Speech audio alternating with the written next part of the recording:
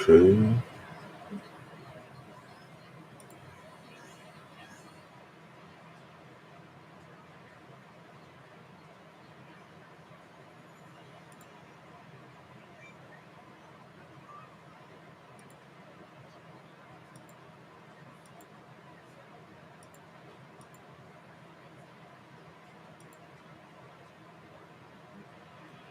I'm live by myself. All right. In case anyone wondering, we have some technical difficulty. We'll soon start the show. So while people are ready, hey Randy, how you doing? I'm just trying to keep my people entertained because we're going to start the show at 2. And the topic we'll be talking about, good morning, on that show coming up in the next few minutes is concerning burnout. I'm trying to give people something what we're doing here. Me and my partner name is Marvin Smith. We are nothing but technician. We have done it for like 20 years plus or more each individually. And we are trying to create this channel whereby not only we educate people on a different level, but we doing things whereby we trying to invite people in to understand what we experience, what we have done, what takes place behind closed door, what takes behind the scene. Black men, hey, I know we had some technical, like I was explaining to Randy, we had a little technical difficulty on our end. So we're trying to get the show started as soon as possible. Um, to hear a recap what we were doing, you see the last video. The first video we were not able to upload it, but we based all about burnout. According to my partner, he say look it up on CDC. CDC say burnout is actually a mental pandemic where there's a lot of people who don't realize they were going to these phase whereby they were overworking themselves, stressing themselves out. Get to a place whereby they either exhausted, drained, they have insomnia, etc. And I didn't know it was a big deal because on the last live we had, if you ever look at the video that we were talking about, we met the one guy named JB. He came on the channel in the chat. He mentioned he didn't realize he went through the same thing himself because they be well, we in America whereby the work arena, we had to work a little extra harder than we normally were supposed to do. So I get what we're coming from. But what was weird about it is just that people are going to the state where they're getting drained, they're getting burnt out, they're getting mentally exhausted. Some people get real suicidal, which is a great topic to talk about. So what I'm trying to do now is try to keep people entertained, let them know we're going to continue the show. We will do the show today, but it may start a little later, like say around 2:15, 2:30. So I'm trying to attend to my guests here while they're popping up. So the recap from last show, we're talking about tech burnout. I would be what they call the guinea pig because him and a few other there saw what I was putting myself through. We had one of the biggest projects we were working on this for UBS. And UBS at that project, it was a 15,000 deployment. Hey just there, how you doing? 15,000 deployment and it was not normal because receiving shipment, like we say like 4 or 5 pallet of computers, monitors, printers, etc. Expecting a laptop. We receive those shipments. We got to unbox them, stack them up, do the inventory. Normally, when I was the team lead, I had to scan every machine, every laptop, every desktop, every monitor, give a proper inventory on the spreadsheet, let them know what we have. Then we'll give us a schedule of who will get what machine, what kind of image they're going to have, and etc. That had to be done. Then we have another group of tech. I had to train like one or two that had to do the core survey. They gotta go out there, interview the user, ask them what kind of machine setup they have, what kind of how many monitor they have, what the resolution on each monitor, what the application they have on the machine, those kind of things. So when that is done and they get that information, that data to us, we have to now start assigning machine to each user based on the serial number, the asset tag, what kind of information we put on the machine, what kind of application we get that thing done ahead of time. Once that is done, we get prepared. Now we do it at night. Put it start around maybe 4 or 5 o'clock, right? We get like 2 or 3 cards. Pushing out the machine. We go into different office locations. We go to the machine. We have like a crossover cable or we have a software. We be on the CD. We plug in the target machine, we plug in the source machine. If it's on the network, we do it on the network. If not, we do it on the crossover cable. We gotta get that done as quickly as possible. Swap out the machine, plug back the new machine, log into the user profile, have the person configured properly. Make sure you have like let's say like a temporary password we log in. Don't take their own password. You have to reset it. We get that done. Log into their profile, make sure everything's working properly, make sure they map their printer, they map their shared drive. Everything had to what to be before, it had to be properly set up. Once that is done, we'll clean up the setup on their desk, make sure everything's neat. We have a welcome sheet and a welcome card, whatever. That one machine with another table do the same thing over and over. Sometimes do 20 a night, sometimes do 30, sometimes do 50. Now imagine you do the whole process time and time again. You gotta come down, more separate the machine, check the list. They do not wipe list. When we put it on white, put a sticker, put it on the side. These are some of the procedures we do.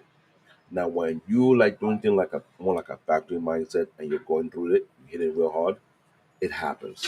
It get to a point whereby the workers start to increase. They actually do. Why don't you do 40 machines this time? No, why are you doing 50 machines? Then why you doing that? You have one of the guy image machine. I'd have trained people from surveying, from imaging, from deploying, from data wipe, and I'm going back and forth. I'm coming into the job at what 10 o'clock in the morning, work all the way to 2 o'clock in the morning on that project, and it was time consuming.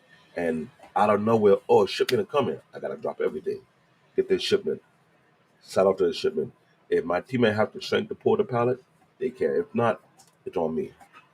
So I had the pallet jack, pulling that machine from one side of the building to another side of the building. Have it come along, I got a my box cutter, cut it open, do the same process all over again. So imagine when you bring yourself to the point where you get too exhausted. I'm gonna check out my partner until everything's okay with him. And it can get real hectic if people are not careful because for one, being a technician in any field, either in a hospital, in a bank, or in a fashion company, it can get real real crazy for sure.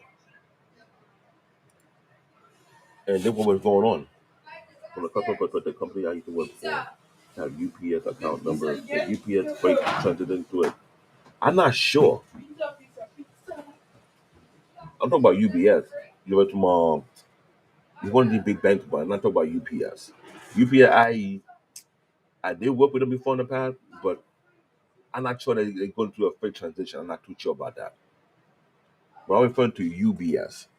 You know that big corporate bank that have a three key symbol. They're located in Manhattan and most. I know they have a building in Manhattan. They had a building in Chicago. I mean, I did a traveling job. I saw that location. Um, this is more like an international bank, I would say. Uh, Give me a moment. Let me see my partners online. I'm doing a lot of creative stuff today as we speak.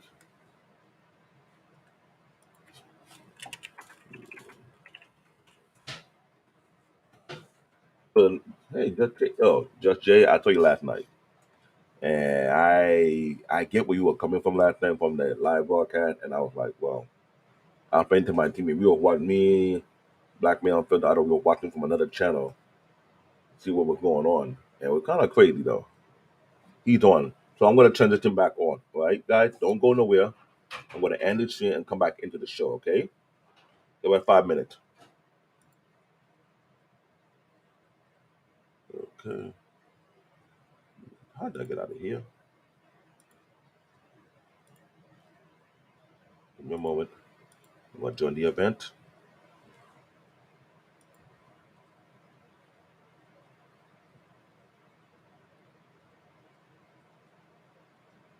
Hey, supposed to change, but it didn't matter.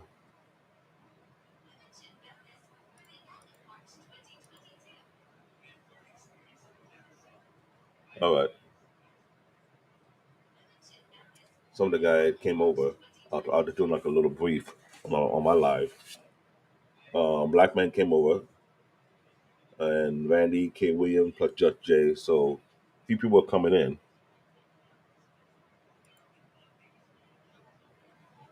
They'll come to the chat. All you gotta do is send them the invite for the chat. They will pop up.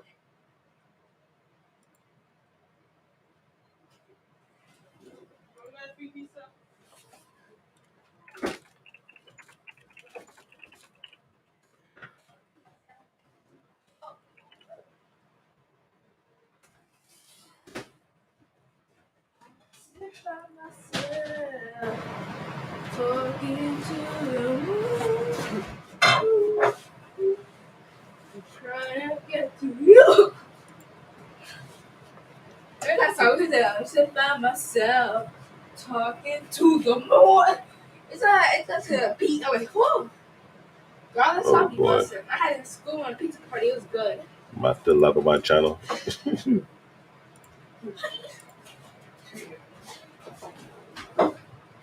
Yeah, I feel like I'm still live.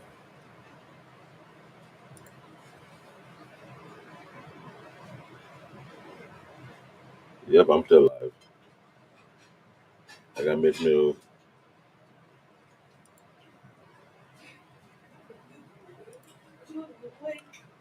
So you guys, I'm going to do it simultaneously. We were told that the show will start at 2:30. Let you guys know. Emil, how you doing? Just Jay, how you doing? Black Man Unfiltered, I'm glad you're here. I got my part on the other side. We're gonna start the show at 2:30 p.m. So I got two things going on at the same time simultaneously. So we take everything prepared. And I'll give you guys the like it's something what we were doing talking about our show because me and my partner, we like I said, we're both IT techs. We've done it for a living. We're still doing it for a living. We want to. I want to create the child more the education purpose. He has his own vision for as a business, which is good for small business to medium sized business. That's what SMB stands for. Small medium sized business. Now the thing is, after we're doing it, it's not only to educate the people, but also to let people know what we do for a living, what we can do for them as a service. Because I realize, I know that for the past 10, 15 years, a lot of small businesses don't get the right service that they get all the time. People talk. So this channel is here to educate people, to enlighten people, to show people, showcase our talent. But at the same time, we bring people in who can, how can I say? No, and it's okay. I know I got a thick accent. That's just no. Then when I mentioned UBS, UBS is one of the big banks. Like I was saying before, me and my partner worked on that project for like a year and 2 months. It was a crazy part. I'm not gonna lie to you guys. It was crazy. With out of, it was how would I put this? It was more physical than time consuming.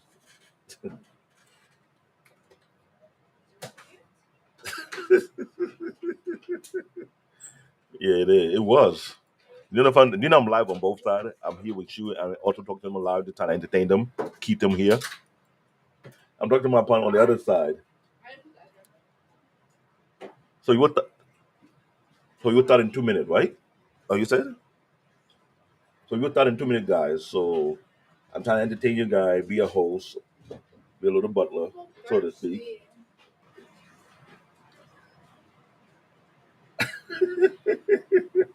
I took my partition because I know I got a family.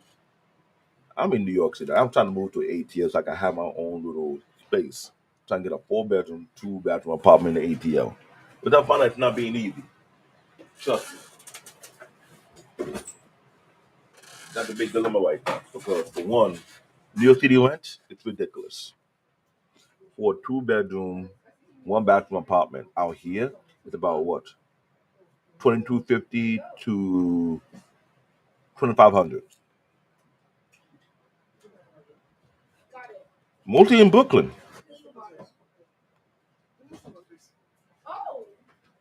What? That's more crazy. That's why I'm trying to get out of here because it's getting overpriced. It's getting out of hand. It's to live above your mean in this city, you gotta make at least $180,000 a year. I can see garlic sauce in there, bro. And that's how bad it is out here. So imagine when you're a tech. So I remember one time I did work 2 jobs. Are we starting right now? Okay, guys. We better jump into the other show, right? I'm gonna end this live, and you jump on the other show. Don't go nowhere. We'll be right back.